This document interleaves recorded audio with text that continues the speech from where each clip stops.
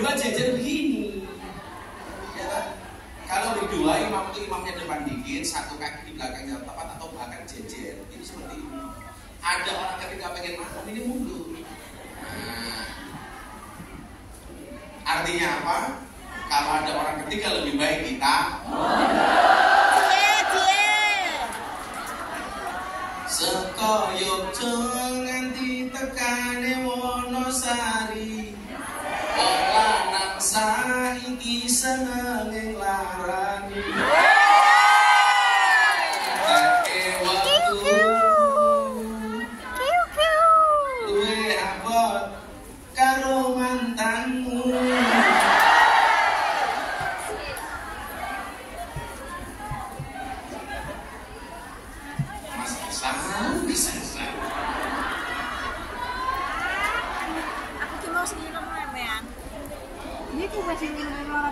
Orang ketiga pakai ya, pulang saja, mundur saja. Berjuang itu kalau ibu naloro pisan bisa. Cis. Tapi apa kata-katane? Pembukaan pidato itu namanya penutup pidato. Kalau lain bu nane Starbucks kan ngiler tuh. Ane meja. Kipas dengar aja. Kalau aku bisa sampai loro. Kalau bicara sendiri namanya. Jadi ngantuk tuh. Mana bisa? Kayak di toilet. Omong-omongan dua orang namanya. Ya. Kalau ngomong sendiri namanya. Kalau berjuang sendiri namanya.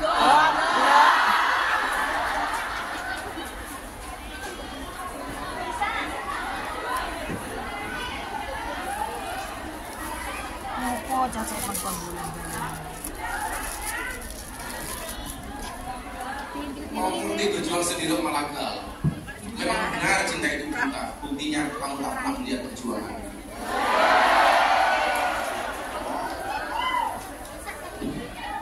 Seperti ayam mana?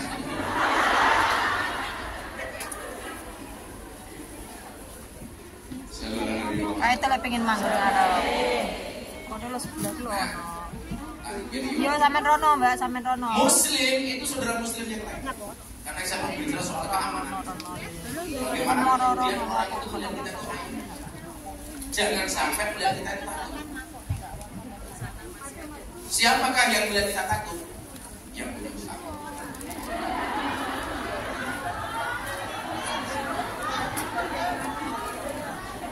Saya dengar kadang-kadang nggak kata nalar di luar motor. Nggak habis fitri. Orang utang sama kita, itu kan kewajiban dia bayar. Kita nagih itu sebenarnya nggak perlu kita menjelaskan kita nagih itu apa. Tapi lucunya ambil uang sendiri, tapi kita harus menjelaskan kepada yang utang uang itu apa. Jangan diutang uang itu selagi. Kowe iki sing utang langsung sing nagih itu ora perlu jelasin dia apa. Piye-piye kudu duwite. Sultan deh dapat duit apa.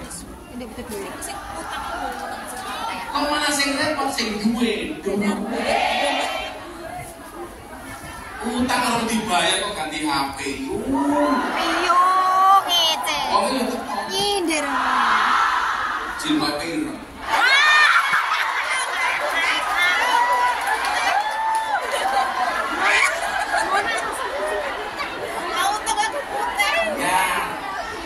Nyindir. Kepi topi.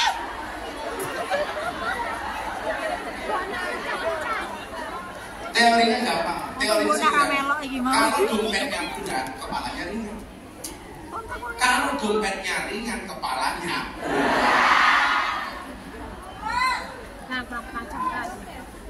betul Bu? Maka beratkanlah dompetmu, bukan dasmu. Ya, isinya kelinci kabeh. Aku tepura. Bagaimana sifat seorang muslim itu? Teruskan nanti sih. Muslim itu sifatnya layak limuhu wala yuslimuhu. Muslim itu dia tidak boleh berbuat dolim dan aniaya kepada sesama muslim. Gak boleh berbuat dolim, gak boleh berbuat aniaya. Zalim dan aniaya ini tidak harus secara fisik. Orang tahu ngoplaki cangkemmu itu enggak. Ada gue kipas ya. Termasuk zalim itu apa? Orang utang enggak dibayar gitu. Dibaca di pantai. Termasuk kalau kamu zalim kepada dirinya sendiri itu memaksakan penampilan yang tidak sesuai dengan bentuk bodimu dan bentuk rahimmu.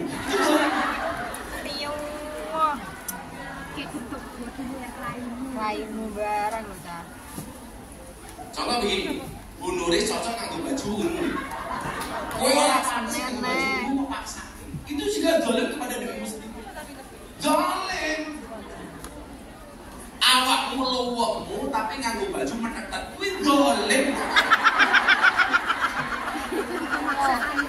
Pemaksaan. Lawang ukurane kudune XXL, maksane nganggo baju ukuran S. Lole apa? Kan zalim. Wong bokonge gede kudune XXL nganggo S, akhirnya sing pakai mlebu singit. Piyo.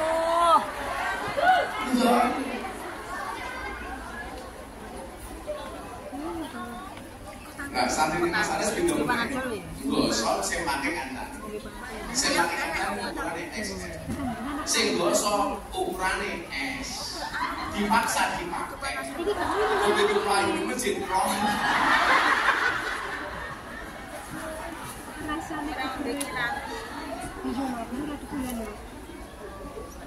Jadi jangan dipikir ketika berbicara zalim dan aniaya itu hanya sekedar fisik, kekerasan verbal, kekerasan fisik dan lain sebagainya. Zalim itu maknanya banyak. Termasuk kita tidak boleh menzalimi sesama muslim itu dengan apa? Dengan menggunakan lisan kita.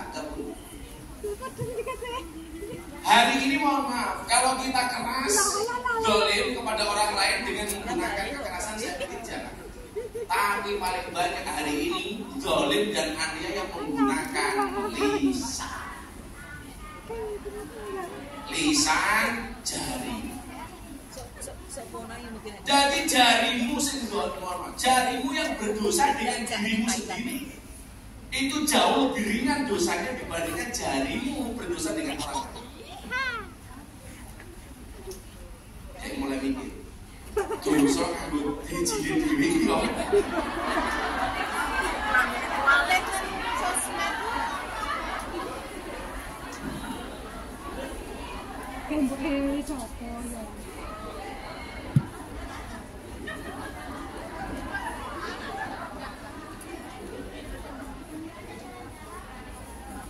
Pikirannya traveling. Jadi ini ya soal kalau saya prinsipnya mendingan saya didolimi daripada saya mendolimi. Lebih baik saya sakiti daripada saya menyakiti. Lebih baik saya dibohongi daripada saya membohongi. Lebih baik saya ditinggalkan daripada saya meninggalkan. Lebih baik dihapusi daripada ngapusi. Jadi ada bahasa begini, biarkan orang-orang pergi setelah melihat kekurangan. Udah kayak di sini tuh. Ya, HP ini standby dulu. Dirusui. Memorinya full loh, Bos. Balani. Apa tadi? Saya lupa. Biarkan orang-orang pergi setelah melihat kekurangan. Hingga yang tersisa hanyalah orang-orang yang bisa menerimamu apa adanya. Itu namanya seleksi alam. Seleksi alam. Seleksi alam. Kamu santai saja. Ini satu lagi kamu ingat. Bila ada seseorang yang membuatmu seperti sampah, maka ketahuilah akan ada orang yang mengambilmu seperti berlian.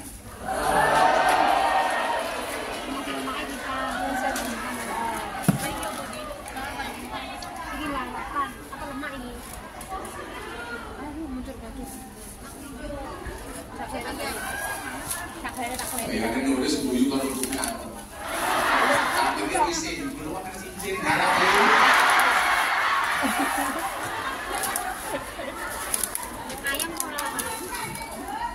Tapi sekarang apa? Soal dolim mendolim.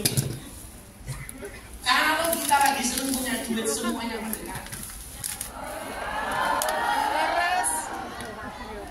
Tapi gantian kita susah semuanya minggat, menjauh, menghilang. Betul? Siapa kami tentang kalimat tadi?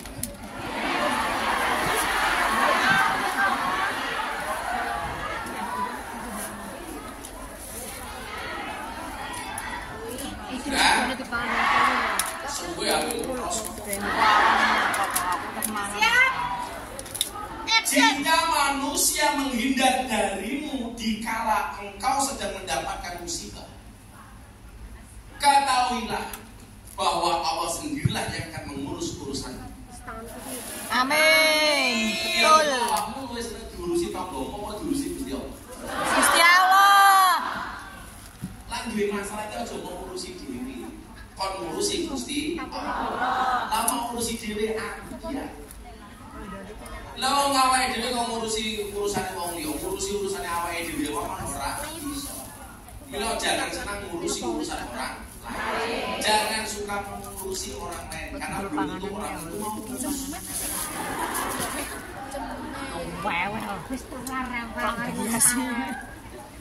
La yadlimu wa la yuslimu. Tidak boleh zalim, tidak boleh adil. Kamu harus sadar bahwa sesuatu itu akan indah bila posisinya tepat. Saya gini deh, akan sampai paling gampang. Rambut ini indah apa tidak? Indah, karena berada pada posisi yang tepat. Tapi ketika rambut itu tidak pada posisi yang tepat, maka dia akan kelihatan jelek, bahkan orang jijik. Contoh, rambut kita yang bondas, bagus, kok rambutnya nyempul. Jijik kan? Itu baru rambut, untung. Kemangan rawat ngomong sendiri.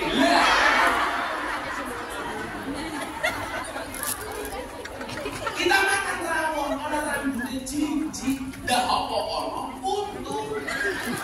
Yo, untungnya saya kalau kurus. Tadi kurus. Makanya mana kita itu kadang-kadang tidak nampak indah karena tidak berada pada circle yang tepat. Betul Bu? Betul. Makanya jangan insecure. Kalau ini mancung, kalau di pesek, pengen melu mancung. Urung mesti mancungin koncomu, cocok di mancungin irung. Sing diduweni kanca awake dhewe pas di kancamu urung mesti pas di awakmu. Operasi. Lah wong kancamu pantes nganggo baju simer-simer. Mergo kulite putih, bodine mulus. Alah iman duitku tak kira 2 juta nggih rasane iro. Sampeyan mancung baju simer-simer. Ora sih. Jilbab karo bajune orang matching. Sontek viral. Malah guys di foto, di posting di Instagram menyala abang.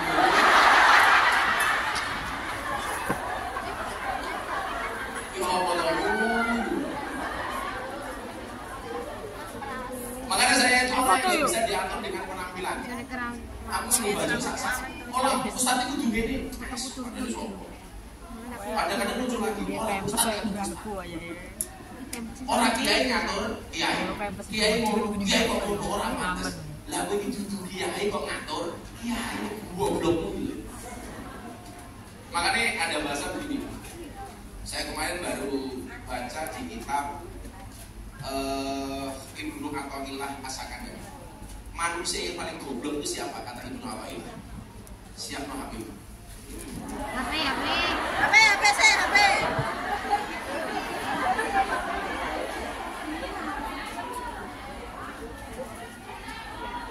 Yo action. Langsung tau nih kabeh. Siap.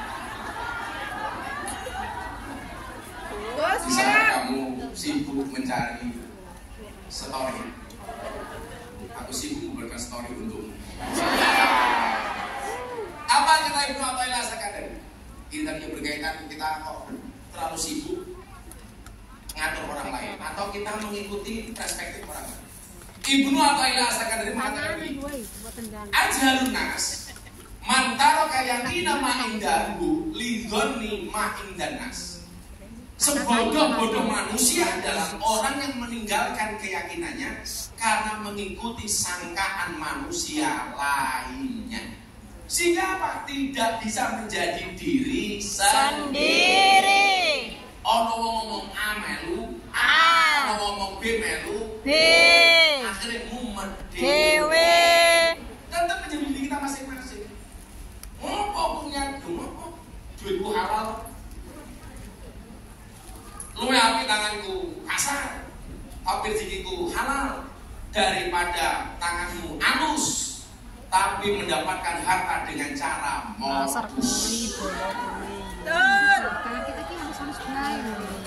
Jadi sesuk kowe lah lagi ngerok WC kok mambu keket solo.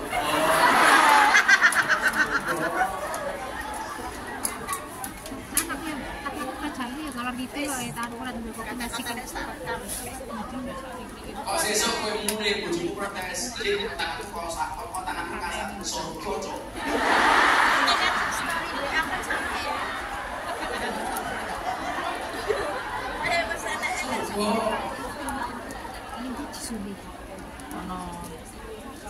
Disana medun kayak yang kalau udah mau keluar rumah itu langsung boleh ke sana. Kenapa nih? Takut sebanyak kotor. Layak lingkungan ala yuslimu. Muslim yang baik itu tidak pernah menyakiti. Tapi pakai baju lengan pendek karena mau panas. Berarti panas di pasar. Hongkong panas. Enggak, Hongkong memang panas. Tapi raimu sejuk.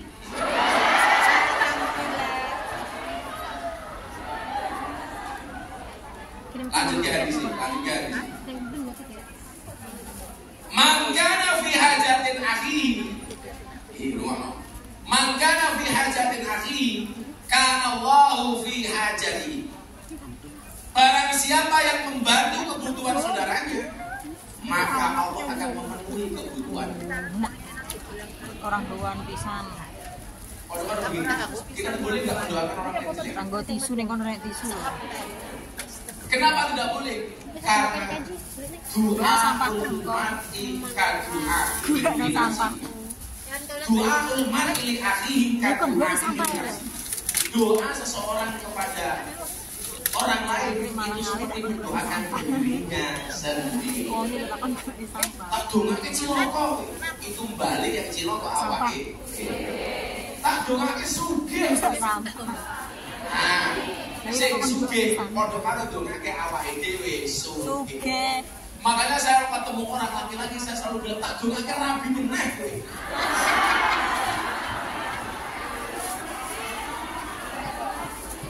Bojo loro.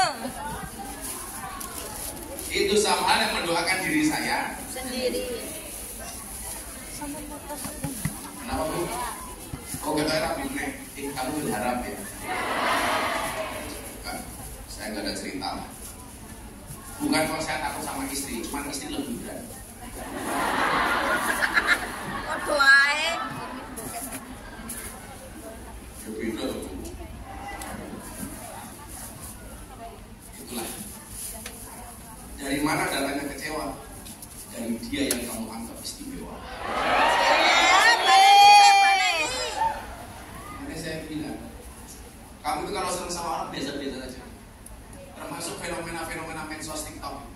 Kalau mengidolakan seseorang bagi artis, ustadz itu biasa-biasa saja. Saya bilang begini, kalau kalian tuh ngaji hanya karena melihat orang itu viral, yakin begitu gak viral kamu gak akan pernah ngaji. Makanya kemudian sebenarnya bukan viralnya, tapi ngaji. Makanya kenapa ada bahasa umdur makola walatang dur makola. Lihatlah apa yang dibicarakan, jangan lihat siapa yang membicarakan. Dilihat isinya, bukan dilihat siapa yang bicara. Ini fenomena-fenomena TikTok itu Pak, mohon maaf, itu easy go. Banyak orang akan gampang datang, gampang pergi. kalaupun seseorang mau ngaji itu karena kemasyhuran, keviralannya.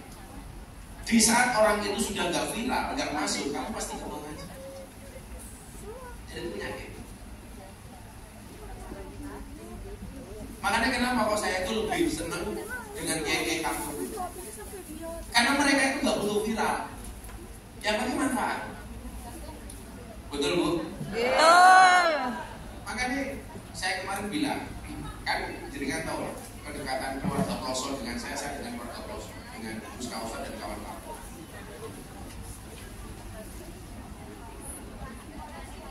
Aku mau Gus Kausar kok kayak asik, apa-apa korban ini.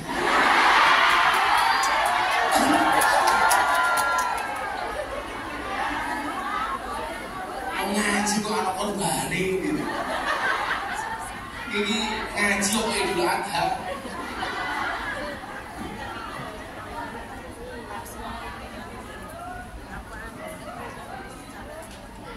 Ini pengajian apa Idul Adha?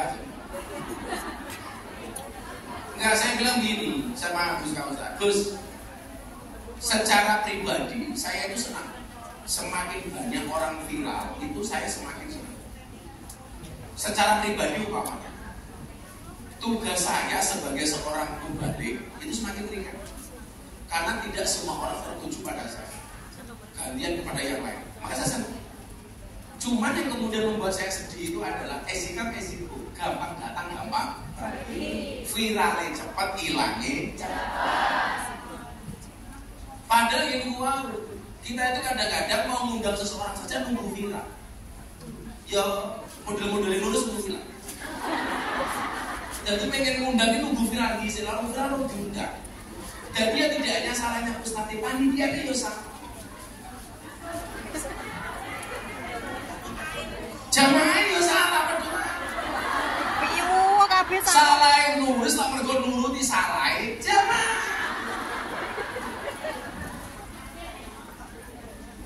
Dan ini menurut saya itu bahaya.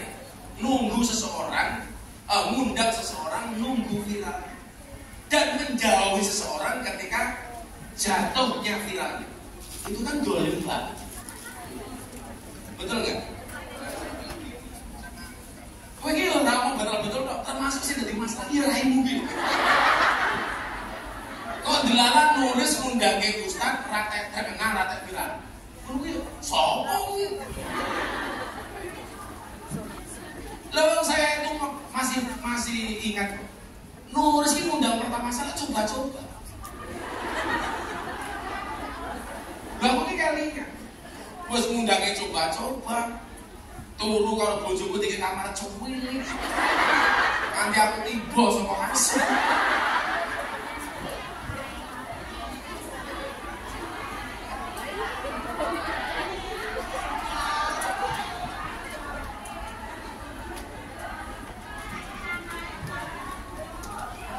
Memaafkan tuh, saya maafkan. Tapi saya akan ingat.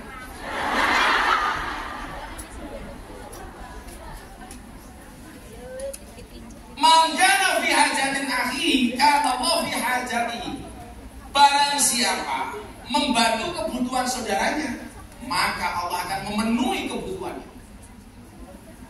Ini ajaran sosial. Maka Allah itu keren. Kerennya di mana? Selalu saja memberikan solusi-solusi yang sangat solutif dan istimewa.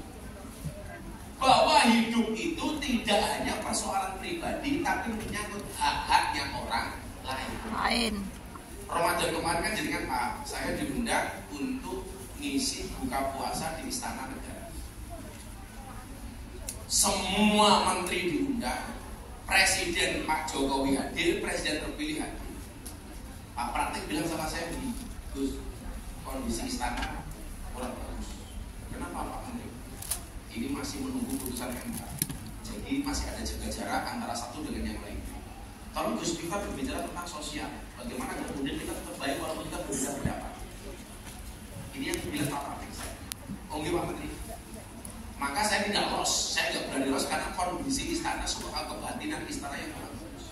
Sebelum saya ceritakan isi pengajiannya, selesai ngaji, karena ngajinya saya batasi nggak los. Saya lagi makan kolak, Pak Jokowi datang. karena posisi mejanya ini mejanya Pak Jokowi, Pak Kiai Ma'ruf, Pak Prabowo, Pak Menko, macam-macam di sini, saya di sini mejanya. Nah, jajar begini. Di belakang ini mejanya menteri apa? Begitu saya lagi buka puasa, Pak Jokowi datang ke saya. Saya langsung duduk. Saya posisi duduk, saya langsung berdiri. Pak Jokowi bilang apa? Gus, kok tumben ngaji ini betul los-losan? Ya karena saya pikir di Istana Negara. Kalau biasanya saya dengan Pak Jokowi itu lebih banyak di luar istana. Ini saya harus menjaga kewibawaan istana. Saya ngajinya saya batasi nggak los-losan. Pak Jokowi malah bilang, Gus, kok betul los-losan? Langsung dia bilang, pasti dibantu sama Pak Praktik ya. Saya jawab, iya Pak. Terus saya bilang, Gus Pak Jokowi bilang begini, besok kalau diundang lagi, los-losan ya Gus ya. Ini tuh Pak maksud saya supaya diundang lagi. Cair-cair matamu, cair-cair. Air. Cair kok.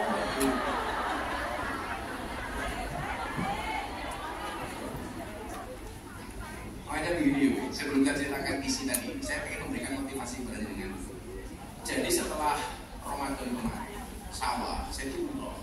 Saya umrohkan beberapa gus dan kiai. Sampai ke Gina. Saya itu pada satu titik nanti yang udah males mau ngapa-ngapain sini. Sampai saya duduk di Rodo, saya doakan semuanya bisa masuk Rodo. Di Rodo itu, saya itu bersandar begini. Saya itu nangis. Saya mau ngapain lagi? Contoh begini, soal tantangan dakwah. Saya sudah pernah ngaji dari yang paling bawah sampai yang paling atas. Dari orang biasa sampai pejabat yang tinggi luar biasa, saya sudah pernah. Dari orang miskin sampai yang paling kaya. Dari tengah kota sampai mereka yang berada di pelosok-pelosok desa, semuanya saya pernah masuk. Diundang mau sugih banget biasa, diundang mau kere banget biasa. Siapapun udah pernah. Saya mikir begini, mau ngapain lagi?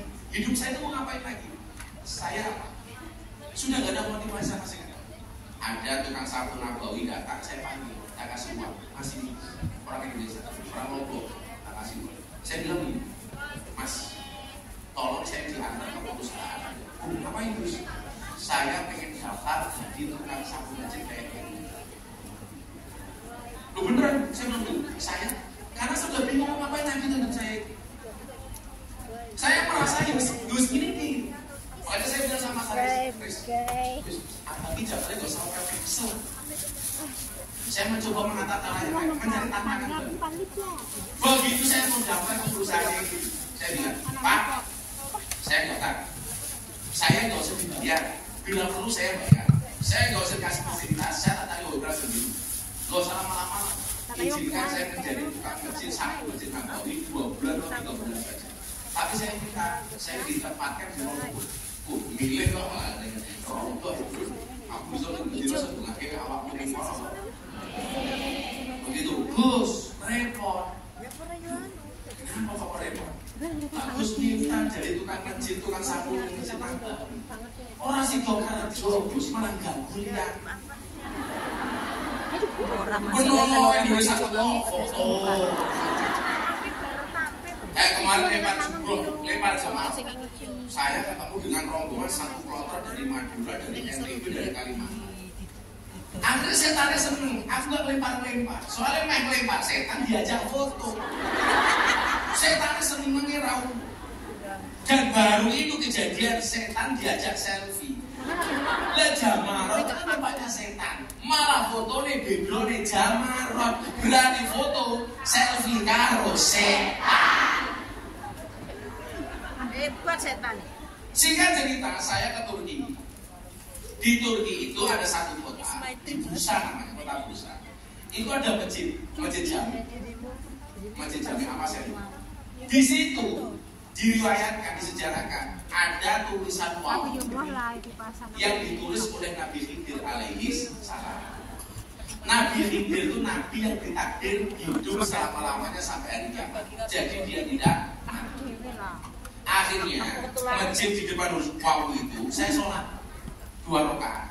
1 sholat tahiyatul masjid, nomor 2 ngalah berkah Nabi Khidir alaihi salam. Begitu selesai sholat, saya doa, saya nangis.